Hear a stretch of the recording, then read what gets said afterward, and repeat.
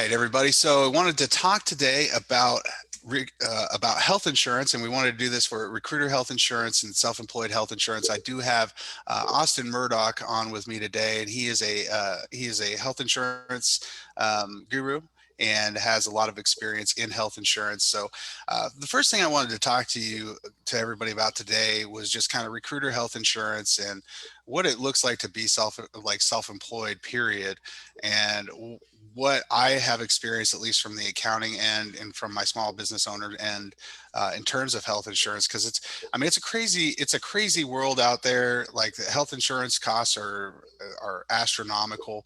We all pay a lot of money for it. A lot of people, especially if they're just starting out and just getting into being self-employed, they have no idea what that landscape really even looks like, because their employers subsidize their healthcare for so long. When you get into this position and you start looking at what options there are, number one, you'll be inundated with a crazy amount of options. Austin and I, right before this, we were talking about how that once you actually start Googling it, you're going to get hit up by everybody under the sun, looking to get you on their particular healthcare plan. But you also look at what the government has done in terms of the ACA and subsidies and stuff like that, and how that has really affected a lot of people who are in this, in being self-employed. It's hurt a lot of my clients. And I think that there's a way that, especially working with Austin, we've been able to help save people money. And that has been by moving off of the ACA when applicable. So we got to look at when that makes sense for you. And Austin can help deliver a lot of that stuff. So first thing I want to talk about was how the self-employment healthcare insurance deduction works, right? So if you're self-employed, you do get credit for paying for your own insurance, right? So you're going to get basically a little bit of a subsidy from the government in terms of like a tax liability reduction. So whatever you pay for your healthcare costs, you got to always make sure that you're factoring this here. I'm going to clear my tape here. All right. So, like, let's say, for instance, you pay $12,000 a year, or the plan that you're looking at is $12,000 a year, and you're roughly in like a 22% tax bracket. Okay. So your total that you're actually going to be paying when you're self-employed is going to be $9,360. So you always need to look at, okay, because I can take that self-employed health insurance deduction, what's my real after tax cost on any healthcare plan? So when you're comparing that versus something that is non-deductible, like healthcare sharing or even COBRA, right? If we're doing COBRA, like, what doesn't make sense to get off of COBRA and go into another off marketplace deal? And that might make sense, right? It really depends on how you evaluate your overall cost for healthcare insurance. So one thing to kind of keep in mind too is the HSA contribution. So if you've got a plan that is a high deductible plan, you qualify for these HSA contributions, and you can basically take your healthcare spending and apply it to these pre-tax contribution centers, right? And you can take a certain amount of money, and that amount of money is not going to be a tax, right? As long as you're putting it into these HSAs, and you have until the due date of the tax return to make contributions of these, right? So if we're looking back at 2020, we can still make a contribution if we have a high deductible plan to our HSA. We can make that contribution of up to $77,100 per family for 2020. If you're in the older bracket too, there's an additional allowance available to you. So I think it's $1,000 or something like that they give you above and beyond what's in there. And if you have just made the transition to being self-employed for one reason or another, maybe COVID has hit you a little bit, and you have the availability to be on COBRA. One advantage that a lot of people don't know about is that you can use your HSA to pay for your premiums. So it would all be pre-tax there as well, right? But COBRA itself is not, unfortunately, pre-tax or deductible for you. So one kind of thing to kind of keep in mind here. Now, one of the big things that I have issues with the most is the ACA and the healthcare marketplace, which Austin would talk about in some detail here. But what happens a lot of the times, and what we see a lot of the times, is people will go in, and here's a horror story, for instance, right? We had people that went in, and if you get into the health, if you're familiar with how it works, you can kind of go in there and you can kind of adjust your cost by putting in your AGI, right? If you have no idea what your AGI is, it's best not to kind of try to guesstimate. You can ask your accountant what your AGI is, but it's listed there on your tax return. So you want to try to put your adjusted gross income there. A lot of times they'll ask you what your adjusted gross income is on a monthly basis. So you go to your tax return, divide it by 12, right? And if you're consistent with how that looks, you might be in a spot where you're subsidized. Now the problem is when they subsidize you, they don't tell you, hey, we're going to subsidize you through the full year, but if you're wrong on 415, we're gonna levy a tax on you to make you pay all of that money that we subsidize back, right? So you've got to pay particular attention, especially if you're getting healthcare on the marketplace, on whether or not your AGI is going to go up. So if you have a banger year and you're pulling up that AGI a whole bunch, you need to run in there as quickly as you can and adjust your adjusted gross income so that you're making premium payments that are going to be equivalent to your new income. Because if you don't, you have to pay the piper when it comes down to 415 and making that tax payment due, right? And that can be quite expensive. So we've had people that have had to pay $18,000 plus on that.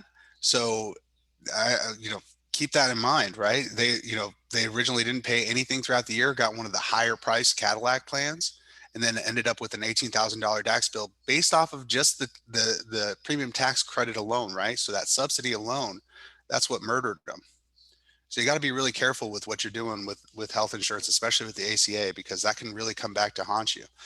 So the way that they look at it is the federal poverty level, right? And they subsidize things that are underneath 400% of the federal poverty level, right? For 2020, for a married filing jointly couple in 2020, their subsidy level is $68,960. So if you earned more, if your adjusted gross income, in which you can kind of get your income down with a couple of well-placed transactions like retirement contributions and things like that. But if you can get your AGI down to $68,960, you're going to be at least partially subsidized. It's not going to be the whole amount, right?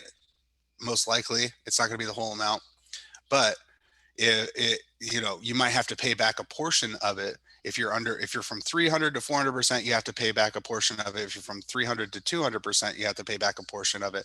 Basically at 200% down, they subsidize everything. Okay. So the big thing here is this 400%, because once you tip past this 400% poverty level, you're basically gonna owe them everything that would have been subsidized, right? The whole kit and caboodle, depending on how much your total plan was. And that could be really expensive. Like I said, $18,000, right? That was a huge deal and we were talking about that with plenty of my clients this year.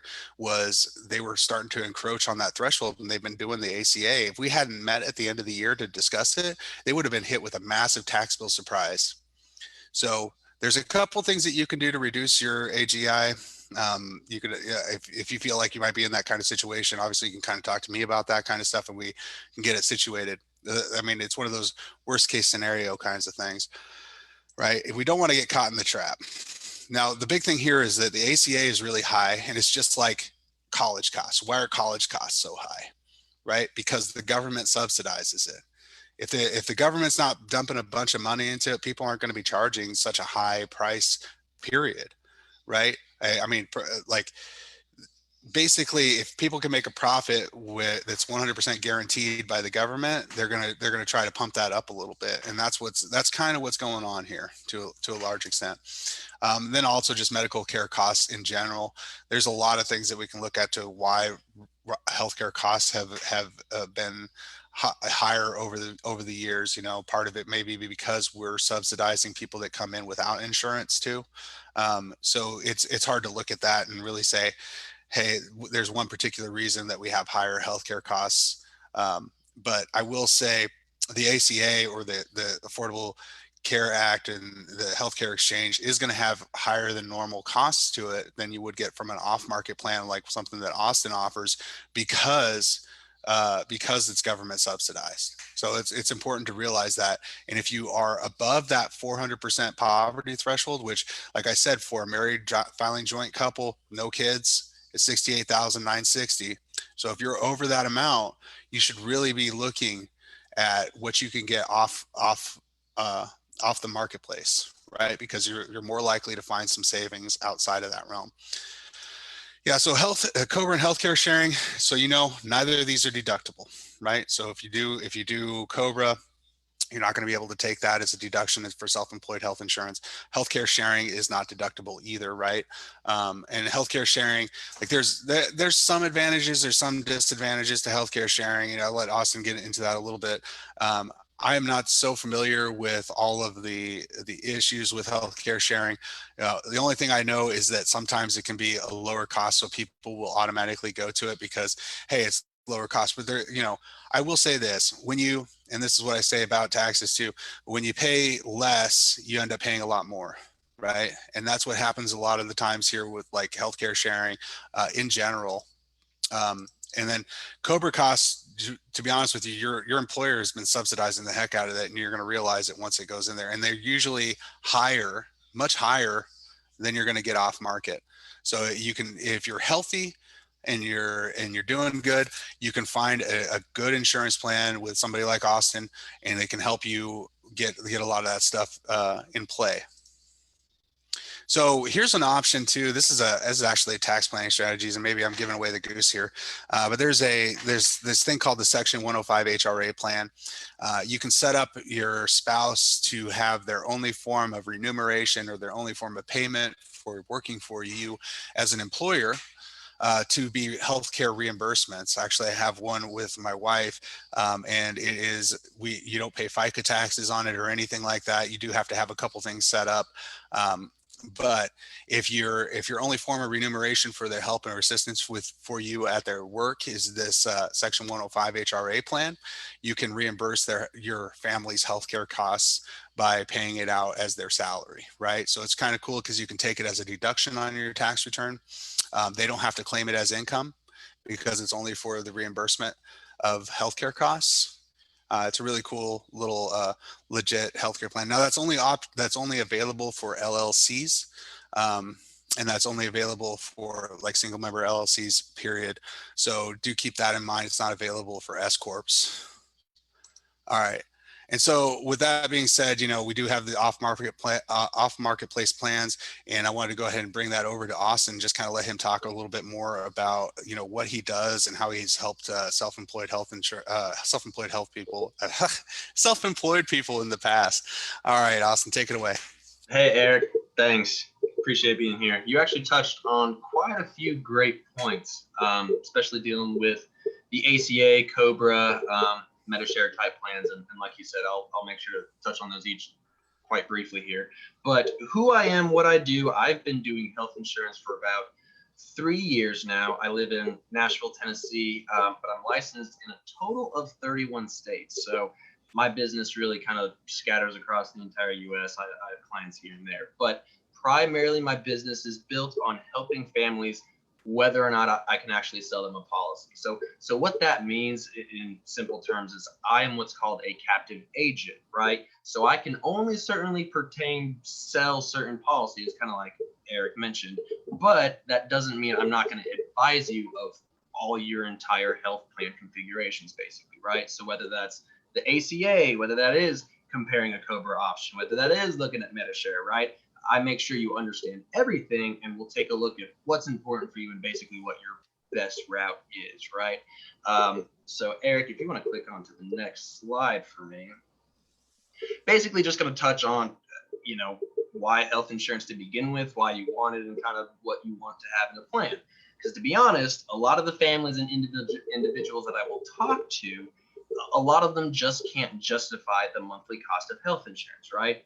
Well, if I kind of ask you to raise your hand on how many of you have either house insurance, renter's insurance, car insurance, life, any type of insurance, right? And if I asked you, hey, did you use your car insurance this year, right? You never want to plan to have to use any type of insurance, right? Home, you didn't want your your home to get flooded and use that type of insurance, right? So insurance, regardless whether what type it is really there for the unexpected catastrophic scenarios, right? When it comes to health coverage, a lot of the reason people can't justify paying the cost is because they've been sold on health insurance wanting to cover the simple doctor visits, right? You might go in for once or twice for a cold, throughout the year or something like that. But when in reality, health insurance is for the cancer, the heart attack, the stroke that you just weren't expecting to have at 40 years old, right? Nobody ever expects that to happen, right? So that's primarily why you want health insurance. Like I said, just compare it to any other type of insurance, and you're securing yourself for any unexpected future events, basically. Now, I like to always mention 3 main factors you want to have when it comes to an insurance plan, basically. The first one, pretty simple, is what's called your network, basically. Now, your network, most people will be familiar with the PPO plan. That just stands for Preferred Provider Organization. Other ones, HMO, EPO. A lot of people might hear different ones, but basically what that is, that's your doctors, right? That's who you can go see. That's who accepts your insurance plan. You want to have a good plan, right? And a good network. Because if you have the best plan in the world that it covers every single sickness and claim that you could want, but if nobody accepts it out there, what's the point of having that plan, right? So that's what that network is you want to have good doctors and a lot of facilities in your network, basically. The second thing is you want to have and specifically know what your out-of-pocket max is. Now, a lot of people may not even be familiar with what the term deductible is, right? But basically what your out-of-pocket max is your cutoff point. You want to make sure your health insurance just has a cap, right? So when those unexpected catastrophic events do happen, there's a cutoff point. So you're not basically just going to be dishing out all of your savings account, right? You want a stopping point where the insurance will cover 100%. That's what that out-of-pocket max is. So those are the first 2 things, the network and the out-of-pocket max. And then lastly, the thing I typically mention people to make sure they have, if it's not like an employer plan and you just have the number on the back of your card to call, but if you're shopping anywhere else on the private market, whether it is ACA related, you want to have a good contact or a good agent, right? So that's definitely one thing I'll explain here in a minute about my clients that they appreciate me is they have my personal cell phone, the same number my wife has, right? They can call me 24/7, 365 days of the year. I rarely take a day off. And even if I'm on vacation somewhere, I still have my cell phone to answer any questions, that people may have for me. So you just want to have a good contact. You don't want to get sold on a policy, try and call that same person next week, and then come to find out you can't get in touch, that number has been disconnected, or regardless. I've heard too many times that actually happened, and it's kind of unbearing to hear. So those are the top 3 things, right? Good network, out-of-pocket max, and just good contact, good agent. Make sure someone you can trust and talk to even after you have bought the health insurance. Eric, if you want to move on to the next slide. I'm going to quickly, I know Eric has touched on these briefly too, and I'll just a couple top talking points about the actual 5 main types of coverage. The first one, of course, like you talked about, the ACA, Affordable Care Act, healthcare.gov, public exchange, whatever you want to call it. There's a lot of names for it, right? Couple of pros, kind of like he mentioned, of a good thing is that tax subsidy, right? It can be really good for a lot of people, especially if you know that let's say your income's not going to increase anytime soon, right? And you just keep taking that subsidy. But just like Eric mentioned, if your income increases, you make more than what you file with the healthcare.gov, they're going to come back for that next tax season. You're going to owe quite a bit of money, just like that 18 grand you talked about with one of his clients.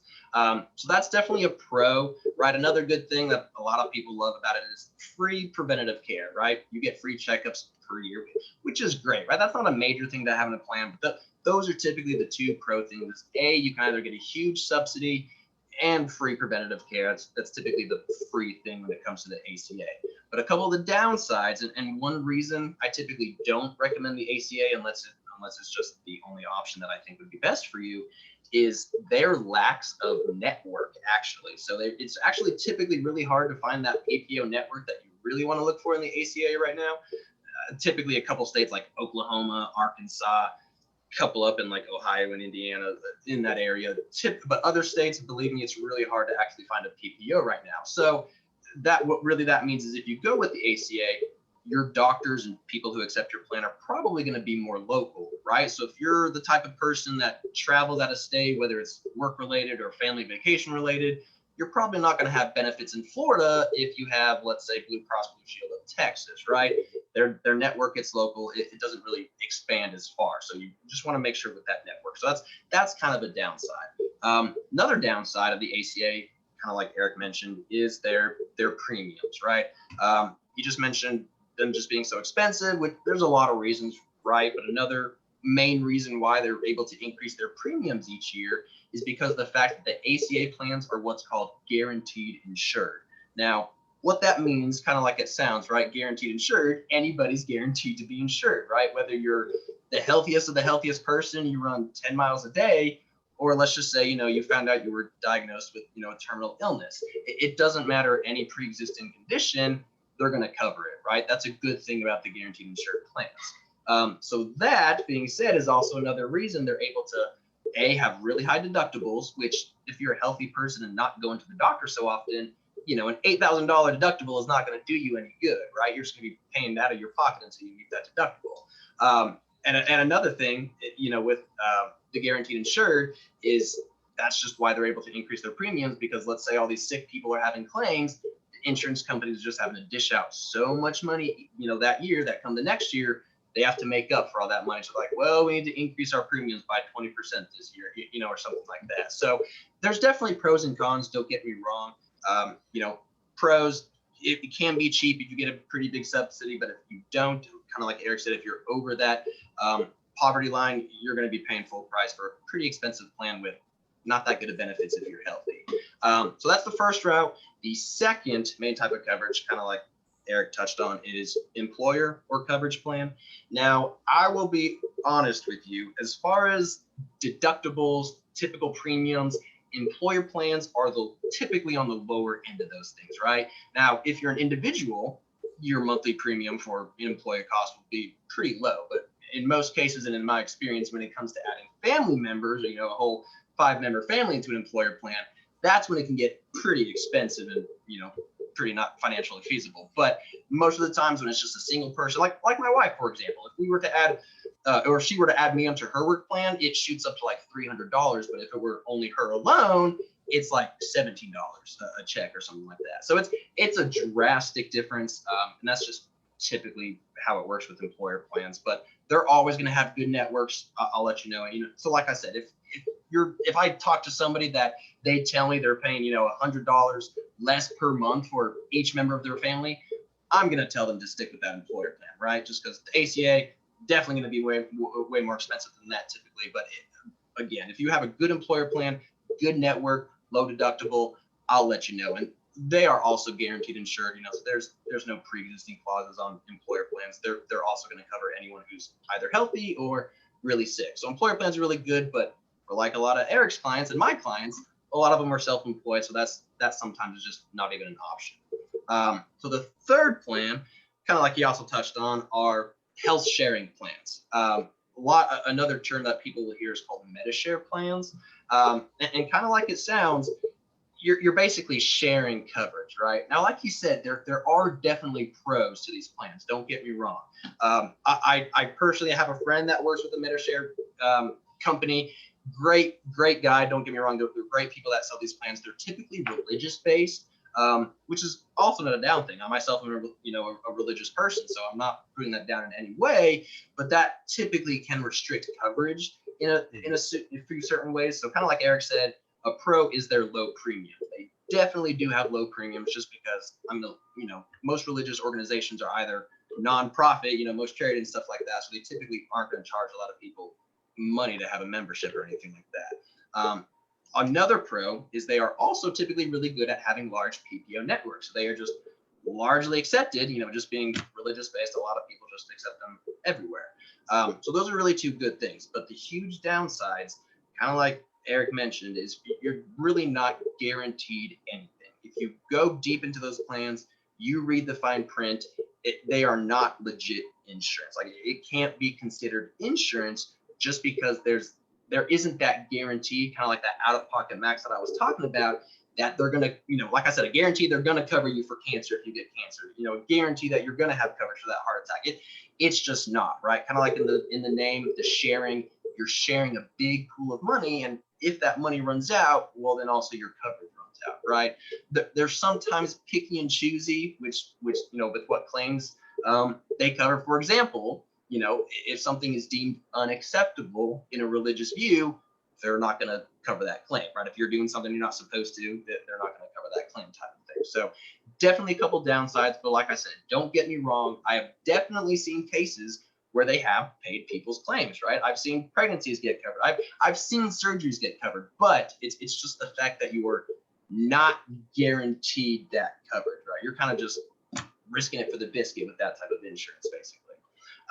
Now, the fourth type of plan then is short-term plans, basically like discount short-term plans.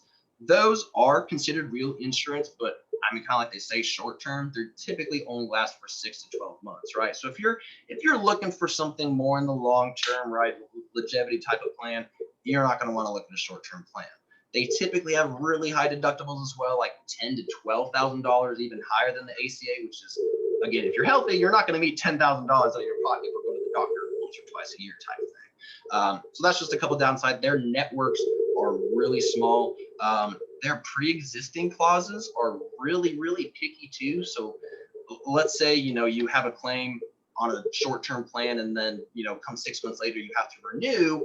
There's not a guarantee that that new short-term plan will cover, whatever is going on that old short-term plan, right? So nothing is guaranteed to carry over. It's also not guaranteed that that same plan will exist 6 months later, right, when you have to renew. So if somebody needs it, I mean, honestly, for a month or two, right, a couple of weeks, if that's typically the case that I might recommend a short-term discount plan for you, right? But again, if you're looking for legit comprehensive coverage, long-term stuff, those definitely aren't an option for you.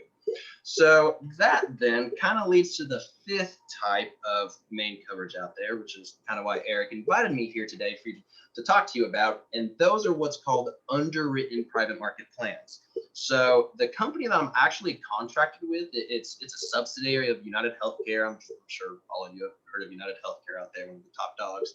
But it's called US Health Group, right? Kind of like I said, a captive agent. That means I can only sell those plans, right? But what these underwritten plans are, and I kind of briefed it in a few points back, but if you are more healthy, there are a couple underwritten plans like Farm Bureau. I know they have some underwritten plans out there, but just like life insurance, right? Underwritten kind of means they check your health, right? So if you do lean more towards the healthy side, which sure there are, it's kind of a downside if you can't qualify for a quote unquote health-based plan, you might have to find a different route. But if you are healthy and don't go to the doctor, but a couple times a year, that's kind of where I mentioned those ACA plans may not be too, user-friendly on your out-of-pocket expenses type of stuff like that. So underwritten, that just means a health-based plan, right? They will check your health, make sure nothing too major is going on, right? And if you can qualify, it's kind of like qualifying for a safe driver or a good driver discount, right? You get lower premiums, you typically get better benefits, right? Same thing with these underwritten health insurance, right? If you can get qualified, you typically get better rates because you're healthier and don't have to go to the doctor so often, right? So the insurance companies aren't having to push out as much money as, let's say, the ACA is. So that's how they're able to offer just lower premiums, right? And just better benefits that are geared towards the individuals and families that don't necessarily have to go to the doctor so often, right?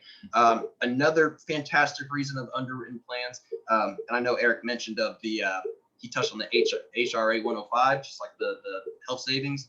That's actually also something that these plans allow you to do, is just save money, use it as an LLC expense as well. Almost all of my self-employed clients just use it, as a tax write-off each year. So there's definitely pros and cons, right, of going any of those 5 ways that I mentioned, right? But that's kind of what I'm here to do, is go over those 5 options with you, right? And whenever somebody schedules an appointment with me, this is basically what we talk about, right? I find out what's important, to you and your family, whether that's you want your kids accident coverage, right? Let's say, they're accident prone like I was growing up, they've had broken bones in the past couple of years, right? Whatever is important to your family is important to me. And that's typically the route that, builds on my recommendation and, professional recommendation for your family, right? Income and health, those are typically the two things that will, lead my judgment in one direction or another. But again, whatever's important to your family is important to me. We'll go through all these options, and I'll just make sure you're in the right hands, basically. Eric, that's basically an explanation of what I do, my man. Oh man, that was great. That was a great explanation of what you do. Well, I thought you hit everything there on the head. I really enjoyed it because I learned a lot of things that I didn't really know.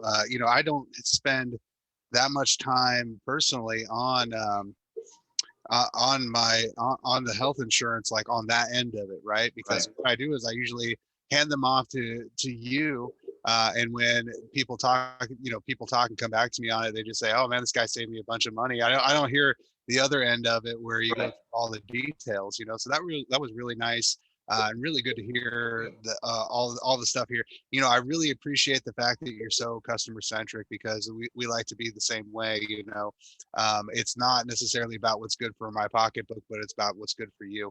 Absolutely. And hopefully, if we meet there at the same spot, we'll it will help us both, right? And I think that's one of the big takeaways, and that's one of the reasons why I recommend Austin to everybody, is because not only is he informed and educated on this topic, and knows the insides and outs of it, and has helped people that I've worked with. He's a really good, genuine, good person.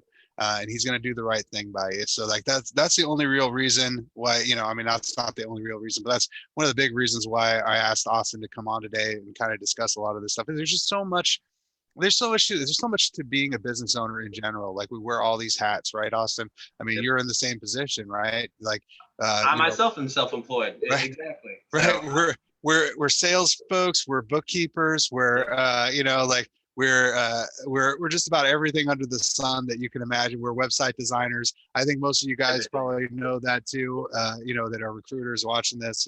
Everything that you've had to do to get to this point, whatever point you're at, or if you're even just thinking about going that next level, what it really takes to be there. You're going to be wearing hats all the time. You're going to be working lots of crazy hours. Right now it's 7 p.m. I'm taking up Austin's night here. I thought I'd drive him over here just because, we're just trying to develop this. We're trying to get, people that we can connect with on a deeper scale, that we know a little bit better, and that we can help more. That's really the end all and be all of what we do as business owners at the end of the day. Absolutely. Trying to help each other and get better. Absolutely. Right. So, all right. Well, I think that pretty much covers it. Anything else you wanted to add? Oh, hey, wait, Austin, if people want to get in touch with you, how do they do that? Great question. I currently don't have an office line. We're going to get another office line set up, but my personal is, like I said, the number everybody calls me on, texts me on every single day. My own wife, my personal cell phone number is area code 425-791-8265. That's 425-791-8265. And then my email, I'll actually do one better for y'all real quick. Just write this down in big, nice letters.